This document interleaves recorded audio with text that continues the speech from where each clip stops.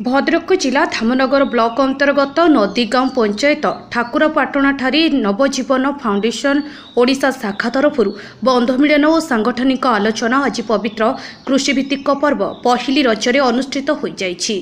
एही फाउंडेशन बंधुमिलन रे सभापतित्व करथिले मानस रंजन साहू।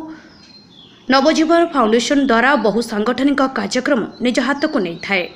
कोरोना समय हेउ बा बाहनगा ट्रेन दुर्घटना हेउ एही फाउंडेशन जेभली प्रत्येक काम निज हाथ को नहीं जिला नुहे जिला बाहर बहु प्रशंसा साउंटिछि। नदीगा सरकारी उच्च विद्यालय प्राक्तन प्रधान शिक्षक एवं आज जो पहली रजर नव फाउंडेशन द्वारा कार्यक्रम करा ओ उद्देश्य को ये हूँ एक निरा माने उत्सव जोटा कि पहली रजरे नवजीवन फाउंडेशन सदस्य एकत्रित होती एवं आगामी दिन में ये संगठन किपरि करेंगे और सर्वोपरि लोक मान पाखक जी समाज कल्याण विभिन्न लोक जिते बड़े किसी विपद आसे विभिन्न प्रकार विपद समय ठिया हवा ये नवजीवन फाउंडेशन आभिमुख्य जो थे मुझे बहुत खुशी जे नवजीवन फाउंडेशन मुझे जोड़ी जड़े उत्साह सभी विशेषकर समेत सांग को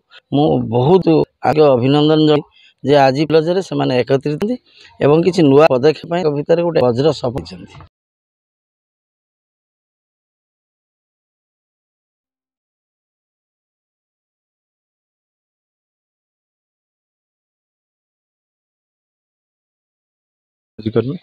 आज जो नवजीवन फाउंडेशन बंधुमिलन कार्यक्रम कौन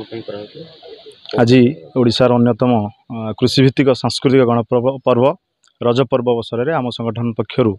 प्रतिवर्ष परी ए वर्ष एक बंधुमिलन एवं सांगठनिक आलोचना चक्र अनुष्ठित हो जाइए ठाकुरपाटना ठारे जोटिकी आम संगठन 90% कार्यकर्ता कर्मकर्ता उपदेष्टा उपस्थित अच्छा कार्यक्रम में संगठन को केमती आगु को आउरी क्रियाशील करी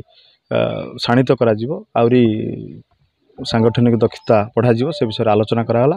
एवं ओडिशार जोटा प्रमुख खाद्य पखाल माछ भजा सह साग भजा आज ये खाद्य अवसर में अनुष्ठित होती